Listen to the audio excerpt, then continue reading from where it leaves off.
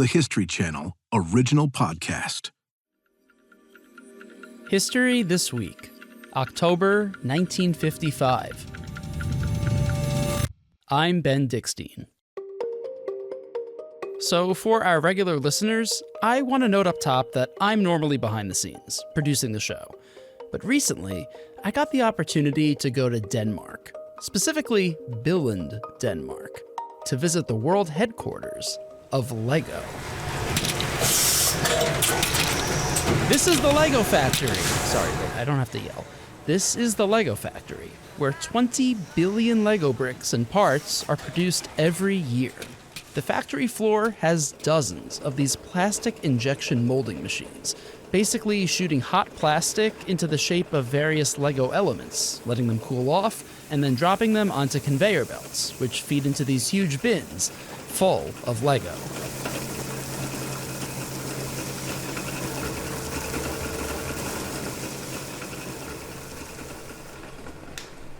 Just a short drive away from the factory in this small Danish town, there's a Lego museum featuring some of the company's earliest plastic bricks. And featured in this exhibit, a 1950s miniature Lego model of a little town. The models here will be a mix of some that were introduced all the way back in 55 and some that are introduced a little bit. Kristian Reimer Hauge, Lego company historian, took me through this museum. Glass cases displaying dozens and dozens of models from the company's history. But this little Lego town from the 1950s, it might be the most important thing here. The houses, the trees, the little bicycles and cars, everything fits in scale. A 1:87 scale, to be exact.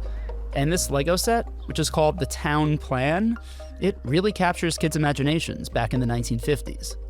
Children learn about their surroundings by mirror themselves in their surroundings. So having, a car that looks like the car that your parents have, then you can play that you are driving to work just as your parents are and so on. Or maybe you want to create the town that you wished you lived in. But having that mirror to the outside society is something we have seen in the entire course of our history. At first, Lego made wooden toys, not the plastic bricks they'd be famous for. But this little 1950s town marks a big shift. Right next to where this Lego town is displayed in the museum, there's a typed-up document framed on the wall. It's a company announcement from 1955. To our customers saying, we have something important to share with you. We have this fantastic new idea, the Lego system in play. The Lego system in play. This is the innovation. The idea of a toy city itself, that's not really a big deal. Other companies have done something like that before. The change here is that this isn't a toy that you buy and play with and then throw away. Instead, each time you buy this toy, it adds to what you've already got. The bricks you bought yesterday, they fit with the ones you buy today, and they will also fit with the ones you buy tomorrow. You can always build bricks together, no matter if they're 50 years apart. The idea that you never have to throw the toy away, it's nice and all, but it's not obvious that this would be profitable. But in reality, this decision transformed a small Danish company into an international powerhouse. Today, the story of Lego. How did a small-town Danish carpenter end up starting a plastic toy empire? And how did Lego re-envision what a toy can be?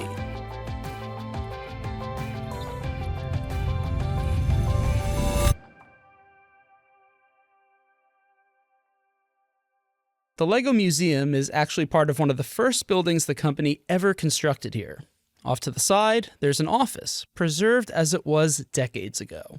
It belonged to Lego's founder, Ole Kirk Christensen. And we actually right now surrounded by some of his old office furniture. Lego historian Kristian Reimer Hauge sat down with me in Ole Christensen's old office and told me the story of how this curious carpenter started a toy empire. Ole was born in 1891 in the Danish countryside, not far from the town of Billund. He's from a very large family. He has 12 brothers and sisters, and he is apprenticed as a carpenter, actually by one of his older brothers who had a carpentry shop in a neighboring town. He has a knack for woodworking. He plies his craft in Germany and Norway for a while, then he marries, starts a family. And then he sees that the woodwork shop here in Billund is for sale. And he buys it. But the town of Billund isn't exactly thriving. One writer describes it as a godforsaken railway stopping point where nothing could possibly thrive. But Ole Kirk Christensen builds up his small carpentry shop over the next decade or so, until 1929, the Great Depression. It hits Denmark just as hard as anywhere else. He loses his customers. They cannot afford to buy his carpentry services. The business is in free fall. And just sort of to top all of that off, he also loses his wife. So he's suddenly alone with, at that point in time, 4 boys, aged 6 to 15. So we have a carpenter here who is looking to see how can I put food on the table for my boys. Money is scarce, not just for the Christensens, but for the whole town of Billund. So Ole starts trading his products rather than selling them with other people in town. A wooden stool for a bag of vegetables. He's also making little wooden animals and race cars to trade. And he starts to notice parents sometimes want these toys over the items that might seem more practical. Something we have seen over and over again in the course of our history, that when times are tough, parents tend to want to protect their children a little bit. They want to get them some new toys once in a while so that they can play and maybe forget about the realities a little bit.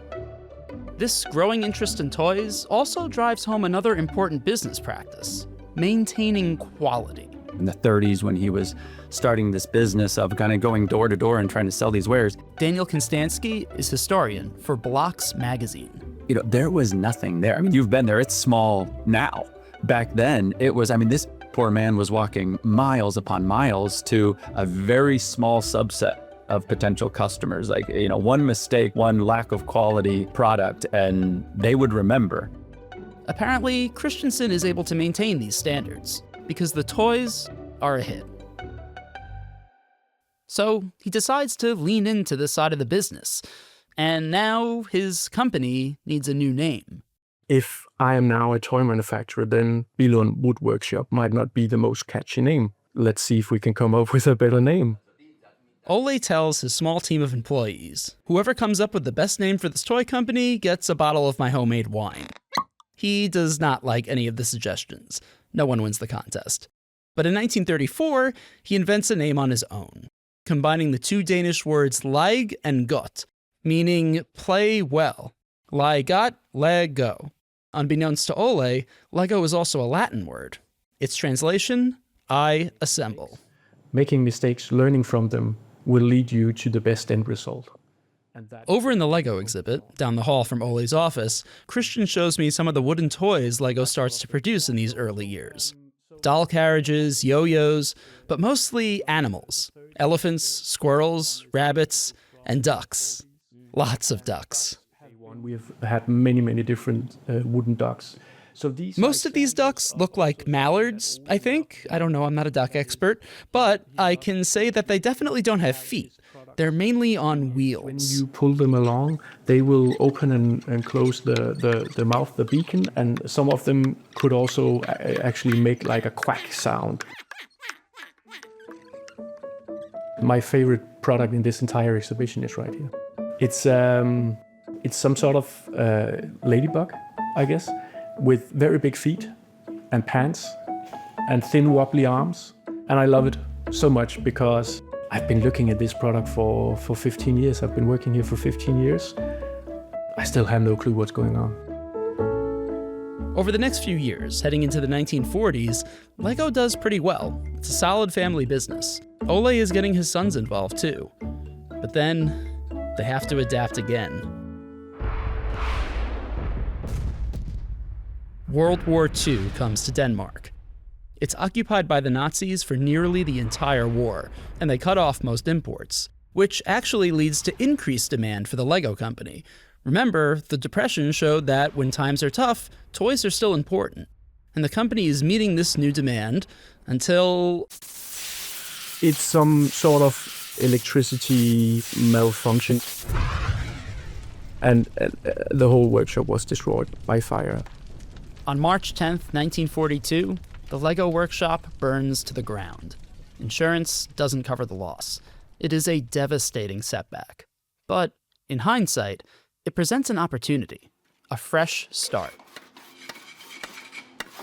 A brand new red brick factory is built over the next year, and it's still standing. You could see it from the window of Ole's office.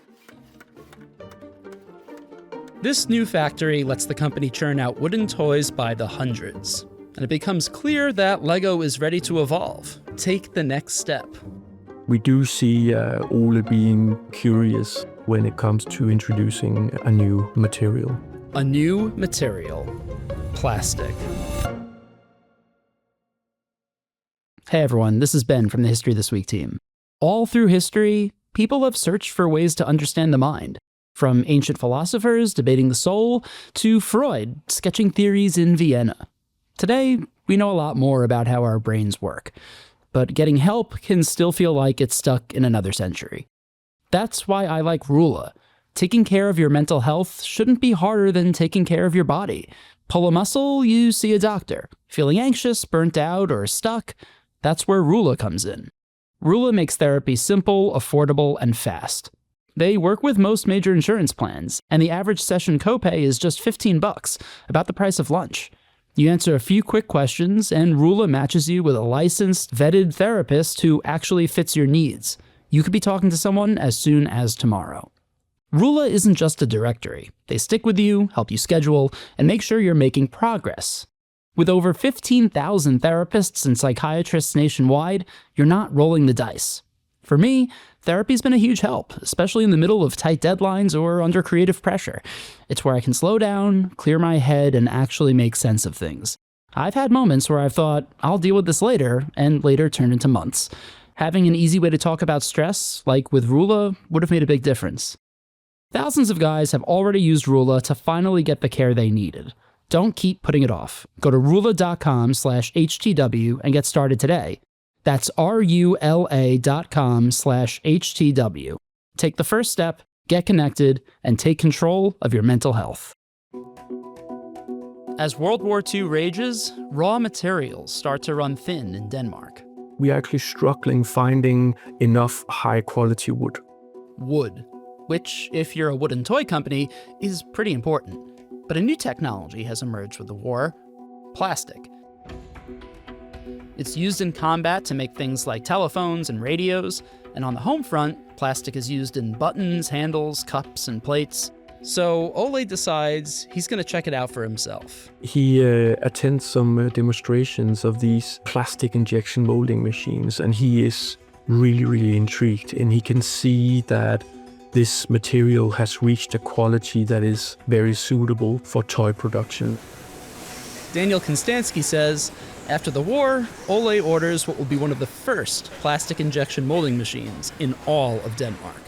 You know, to pull handle, get toy, pull handle, get toy, pull handle, get toy. There's got to be some part of him that saw that and was like, wow.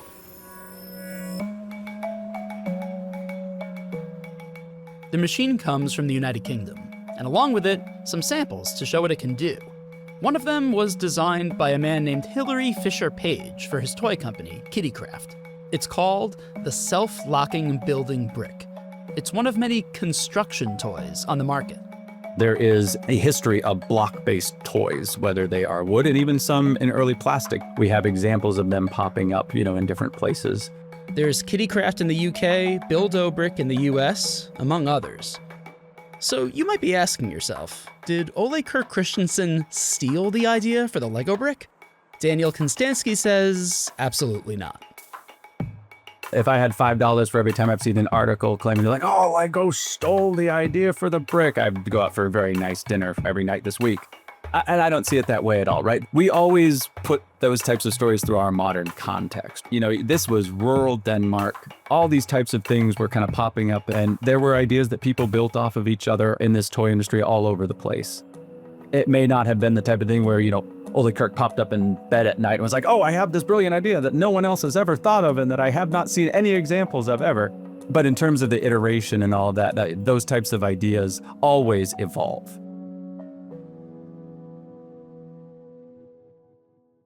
Ole Kirk Christensen, seeing these plastic bricks out in the marketplace, thinks he can make one too.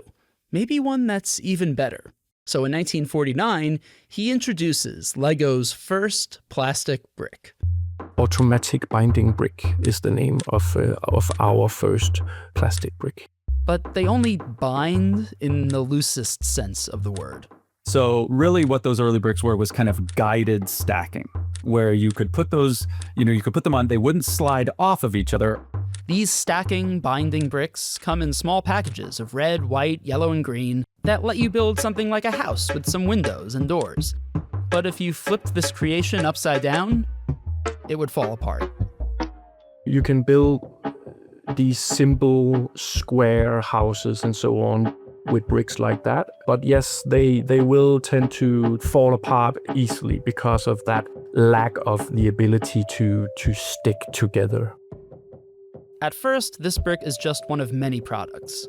Lego is still making wooden toys and other plastic toys. That is one product out of 260 plus products in our portfolio. But the humble brick starts climbing up the sales charts. By 1952, the automatic binding bricks, that don't exactly bind, account for half of the company's profits. But there's competition, especially in the construction toy space. We have things like the Erector set, which was steel girders. At the same time, Meccano was being made in France, which was virtually the same toy.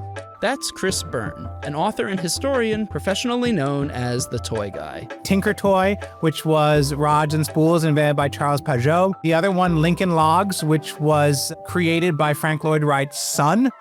The competition is stiff. Lego bricks don't really have a unique place in the global toy market. They'd have to find a way to stand out.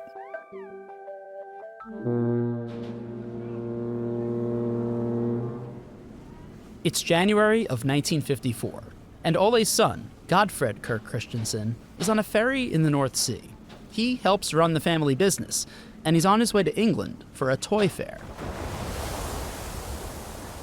Godfred strikes up conversation with people from the Danish toy industry, and one particular conversation with a guy called Troels Petersen.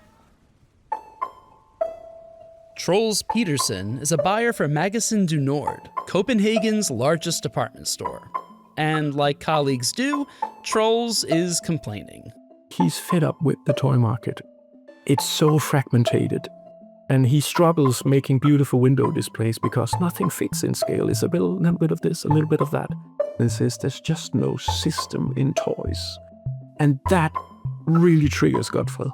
Things that fit together. The tendency that Troels was talking about is that you buy something, you play with it, you throw it out, you buy something new, you play with that, throw it out. You don't really combine what you have. And that just keeps on repeating in his head. He said that in interviews later on that, I couldn't get it out of my head. There's no system. Can I create a system of toys?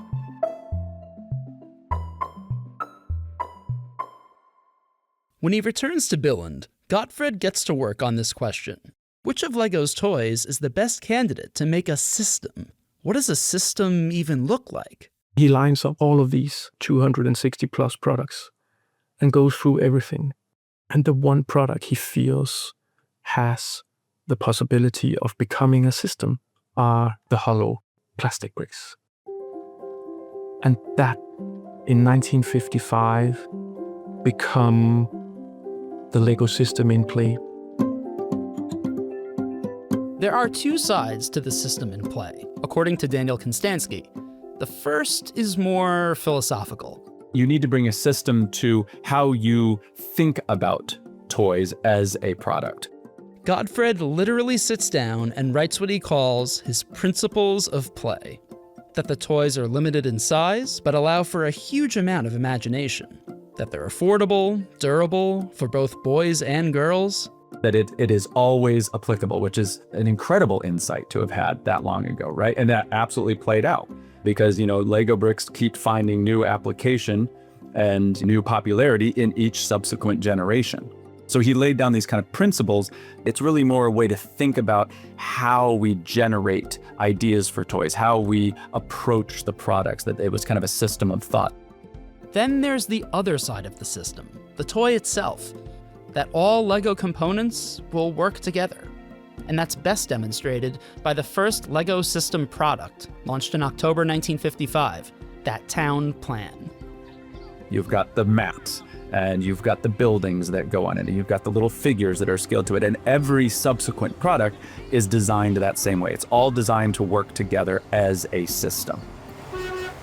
The town plan has houses and trees and stores. It's all laid out on a plastic grid of roads. There are cars too. They're made of metal though. The bricks still don't bind tightly enough for something moving around on wheels.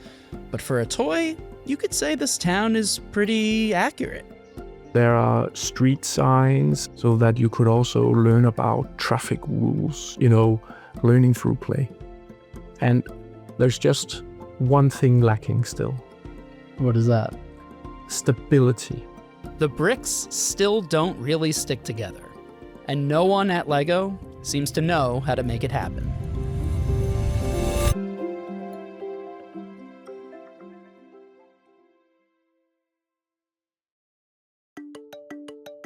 The Lego system is out in the world, and it takes the Danish toy market by storm. Troels Petersen, that buyer who talked about the system on that ferry boat 13 months earlier, he gives the town plan a lavish ground floor display at his department store in Copenhagen. The company's brick sales double by 1956. Then they double again the year after, and again the year after that. It looks like this system is working. And for the industry, it's groundbreaking. I think they were one of the first to think of it in that way. Chris Byrne again. To look at what is this nucleus of our product? What is the core of our product? And then we're going to, pun intended, build on that, developing the new products. You don't buy a toy from Lego and then throw it out and buy a new one. You keep adding to your collection, which at first might seem counterintuitive. Wouldn't a company looking to make a profit want you to throw out your old toys, so you want to buy their new ones? It's actually kind of the opposite. Imagine a standard action figure playset, right? I'll use Star Wars, a Millennium Falcon, right? So when you go to manufacture that, every single piece of it has to have its own new mold, and you're going to have to assemble it as part of the packaging. It's true. The Millennium Falcon's cockpit, the little gun on top, Han Solo, they all need separate plastic molds to be manufactured. So there's all of these steps and processes where a Lego set, now there's always new elements, right, to introduce novelty and stuff, but the bulk of it, 60, 70, maybe 80% of it is elements that they have been making in, by the literal bucket load, for years in some case. It's classic economies of scale. By Lego making all of its products out of different combinations of the same bricks, they not only have a system that lets each product interact with the other products, but also a system that lets them manufacture much more efficiently than traditional toy companies. But the product still has that major design flaw. The bricks don't stick. There is limitation because of the lack of clutch power, as we say. Kristian Reimer Hauge demonstrates the issue with some bricks from that era. So if I let go of this top one, it will just, fall off, right? So that's the big difference between the... After the Lego system debuts, Godfred goes back to the drawing board, literally. At this point, the Lego bricks have studs on top, like they do now, but inside, they're hollow. There's nothing to grab onto the studs that are below. Godfred and designer Axel Thomsen sketch up a number of solutions to address this issue of clutch power. They draw up a few options to add underneath the bricks. X-shaped prongs, indented squares, but then Godfred comes up with the solution with the tubes inside the brick. Tubes. If you look at a Lego brick now, they're still there. Tubes that allow the brick to grab onto the studs from the brick below, creating that elusive clutch power. When we get the tubes inside, they will stick. Yeah. Yeah. That's just a very lovely sound that, putting bricks together and taking them apart again. Lego files the patent for its new and improved toy building brick on January 28th, 1958. And with that, we get the stability that we need to really bring the Lego system in play come to life. Sadly, just 2 months later, Ole Kirk Christensen dies at the age of 66. He never gets to see his company reach its full potential, but he did achieve a lot, guiding his carpentry shop through disaster, depression, and war, and turning it into something completely new. Ole's son, Godfred, takes over Lego, and finally phases wooden toys out of the lineup in 1960. The next year, 1961, we get wheels, right? We get the Lego Discovered the wheel. Yeah, well, we won't take credit for inventing the wheel, but we will take credit for the Lego wheel. Excellent. And what that means. After the system debuts, Lego expands its product line. A motorized train, the first Lego rocket, bigger Lego bricks just for preschoolers, and Lego expands its operations too. By 1966, it's sold in 42 countries. Lego Land opens in Billund in 1968. The first minifigure, those little Lego people, those come out in 1978. And over the following decades, there have been countless new Lego sets and video games and movies. It's one of the biggest toys in the world. But all of that success, it certainly wouldn't be possible without the Lego system that came onto the market in 1955. That system is still very much alive, maybe now more than ever. The Lego group has a almost religious fervor in terms of every part works with every other part. So the process that they go through to design new elements is unbelievably rigorous, right? Where they are making sure when a new part is developed, they will not only design that part, they'll design every permutation in the family of elements. The roller coasters that they've been releasing over the last 10 years. Right at the outset, they designed all of these different things. They came up with the rules, they came up with the proportions, and they basically make these little manuals for these families of elements.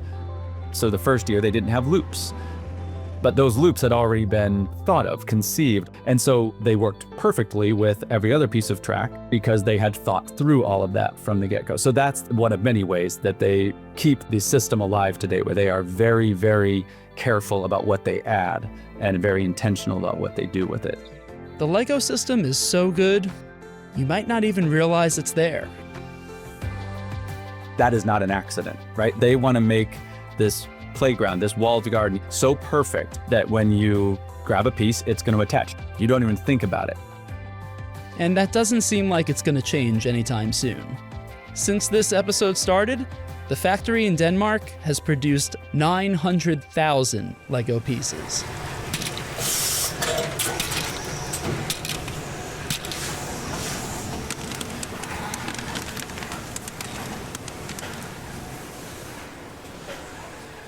Thanks for listening to History This Week, a Back Pocket Studios production in partnership with the History Channel.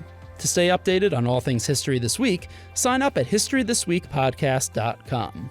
And if you have any thoughts or questions, please send us an email at historythisweek@history.com.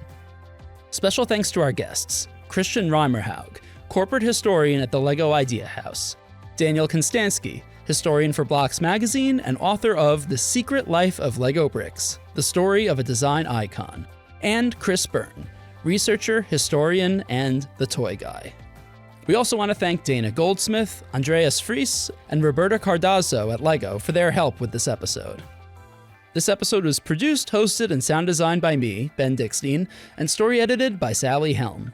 For Backpocket Studios, our executive producer is me, Ben Dickstein. From the History Channel, our executive producers are Eli Lair and Liv Fiddler. Don't forget to follow, rate, and review History This Week wherever you get your podcasts. And we'll see you next week.